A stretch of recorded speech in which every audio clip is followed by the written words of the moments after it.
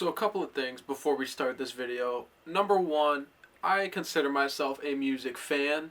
I'm not a music critic. I don't go into albums trying to pick apart every little piece of it. I go into albums to enjoy it, to save songs that I like, and to play them. Number two, there was a lot of albums that I listened to this year. So for one, if yours is low on this list, if your favorite album is low on this list, that doesn't make it bad. Everything on this list is a really good project. And if I left your favorite album off, I'm not sorry. If you're gonna hate on me for leaving your favorite album off, go fuck yourself. This is my list. Make your own. Another thing, obviously Jalen's not here, although we will be classifying this as Talk of the Town. And last, I want y'all to comment down below what you thought the best album of the year was. I don't care what your favorite is. I want to know the best album of 2021. I want to give an honorable mention to the Judas and the Black Messiah soundtrack, Sky Zoo with All the Brilliant Things, and Nick Rose with Very Cool Volume 1. All deserving of being on this list, but we're only doing 50, so they just missed the cut. Alright, coming in at number 50, we got Voice of the Heroes, Lil Baby and Lil Durk. Two of my favorite artists got together. Long track list, I don't think there was a real standout hit, but overall just a bunch of quality songs. At 49, we got Wildest Dreams by Majid Jordan. I was like yesterday years old when I found out that this was actually two people and not just one guy. But yeah, pretty solid album. I don't want to give a breakdown for every single album because I feel like the video is going to be too long, so we're just going to keep it going with number 48, Money Can't Buy Happiness, Fredo. Number 47, Lord with Solar Power.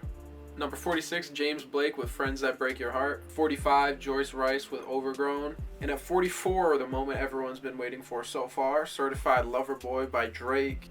I don't really know what the overall consensus is on this album. I feel like a lot of people hate on it, but it's still 1, 2, or 3 on the charts every week. It's just too long. It would be much closer to 1 on this list if you cut down about 6 of the songs.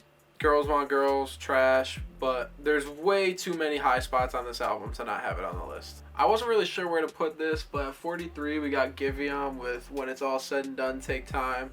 I've heard some of these songs before through mixtapes and through singles, so I didn't really want to put it too high considering some of this is old work, but I feel like 43 is a good spot to settle at. Pink Planet by Pink Sweats is coming in at number 42, and at 41 I got my homie Nick Rose with Ceiling Theory. I wouldn't call it his best work, but the growth that he showed on this project was just incredible, and it's got so much variation that it's really hard to pass up putting on the list. At number 40, I got Guap 4000 with 1176. At number 39, I got Moneybagg Yo with A Gangsta's Pain. I'm a big fan of Moneybagg Yo. This album really just kept growing on me as the year went on, and it's moved up quite a lot as it's continued to grow on me. At number 38, Her with Back of My Mind. At number 37, Lloyd Banks with The Curse of the Inevitable. 36, we got Nas with King's Disease 2. I don't think this was as good as the original Grammy-winning King's Disease, but Nas is still putting out quality music. He was putting out quality music when my dad was my age, so just that alone is pretty impressive. At 35, I got Mick Jenkins with Elephant in the Room. At 34, Code of the Friend and Static Selecta with Tequila Sunrise. Coming in at 33, I got The Killers with Pressure Machine. It wasn't quite what I was expecting. They really slowed it down from the music that I've heard from them before, but still a great album nonetheless. At 32, I got Conway the Machine with La Machina. And at 31, I got Dende with Pregnancy Pack. You're going to hear a little bit more of Dende as we move up higher on this list. Coming in at number 30, I got Wale with Folar and 2. At number 29, I got the Queen, Doja Cat with Planet Her. I wasn't expecting to like this album at all. I wasn't expecting it to be good, and I was pleasantly surprised, and I go back to 90% of this on the daily. At 28, I got Silent Empire by City of Sound. I actually heard about this because I was watching Nadeshot stream, and he donated to fund their tour. I decided to give it a shot and listen to it, and I was pretty impressed. There's not much rock or alternative on this list, but they're definitely deserving of a spot. 27, I got Big Crit with It's Better This Way, and 26, Meek Mill with Expensive Pain. 25, I got Van Jess with Homegrown, and at 24, I got Benny the Butcher and Harry Fraud with The Plugs I Met 2. At 23, we're going to keep it going with Harry Fraud. I got Hoffa by Dave East and Harry Fraud. This is probably Dave East's best work to date.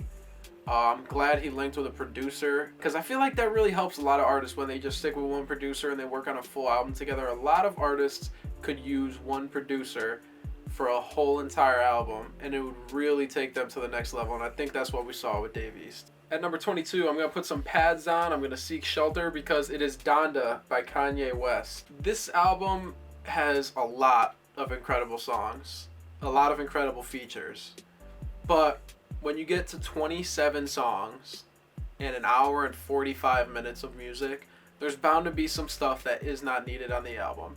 I really tried to be generous with this, but I could not see it going any higher on this list. But you take away 4 or 5 songs, it's the best album of this year, by far. At number 21, Benny the Butcher is a repeat. We got Pyrex Picasso, a shorter project, just as good as Plugs 2. And it's getting me even more excited for his next full-length project. At number 20, we're just going to call it HWH8 by Westside Gunn. I understand that Westside Gunn's voice is not for everybody. That's totally fine, but it is for me. And his voice is not going to change the fact that the music is great and his rapping ability is great. At 19, I got Dreamville's own Loot with Goldmouth. At number 18, something most people weren't expecting to hear is Adele with 30. I don't really know what else to say about this album other than I was genuinely surprised at how much I liked it. It did not sound anything like I expected, and if you know, you know, and if you don't, you should find out. At 17, Jasmine Sullivan with Hotels. Totally not appropriate songs that a 20-year-old man should be singing around the crib, but that's just how good it is. At number 16, we got Dave with We're All In This Together. And number 15, Lately I Feel Everything by Willow. 14, I got Roadrunner by Brockhampton. I don't know what the full-length title of this album is, but we're just going to settle in with Roadrunner. I never really dabbled into a full project by Brockhampton, so I enjoyed this a lot. Coming in at 13, I got Tyler, the Creator with Call Me If You Get Lost. I did a first listen reaction video to this, which you can check out if you click the link in the description. It kind of fell out of my rotation throughout the year, but regardless of that, it didn't make it worse. There's plenty of great songs on this album, and Tyler is one of the best artists in the world right now. Coming in at number 12, I got Slow Tie with Tyron. This came out super early in the year, so it's easy to forget about, but I still believe it is one of the best that we've heard this year. At number 11, it pains me to not have this in the top 10, but I got J. Cole with The Off Season. Fans have been waiting on a J. Cole album for 3 years, and he delivered with one of his best albums to date. It's obviously not going to be on the same level as Forest Hills Drive and For Your Eyes, but this is exactly what we needed out of J. Cole, and he came through. At number 10, I have Dende again. I told you he was going to be back. This one is A Happy Man. At number 9, I got IDK with You See For Yourself. At number 8, I got Boldy James and the Alchemist teaming up for Bo Jackson. Boldy's become one of my favorite artists over the last couple of years, and he found a permanent dancing partner / tag team partner, whatever you want to call it, with the Alchemist. They need to just work together on every project because it seems like they can't miss on a song when they do it together. At number 7, Alone at Prom by Tory Lanez. I feel like all the criticisms about this album have nothing to do with music whatsoever. The whole biting the Weeknd thing for an 80s style album is a little outrageous considering the Weeknd didn't make music in the 80s. This is really good music, and you need to go listen to it. That's really all I can say. At number 6, another R&B record, Summer Walker with Still Over It. I knew Summer Walker was a great talent. I knew she made really good music, but to put it up here in the top 10, I had no thought of that being the case. At number 5, Dawn by Yebba. Yebba's Heartbreak on Certified Lover Boy was enough to make me interested, and she just absolutely blew this project out of the water. Like, I had no idea what to expect going into it, but this is so much better than anything I could have expected. This is not the type of music that I normally listen to, and I'm listening to just about every single song daily.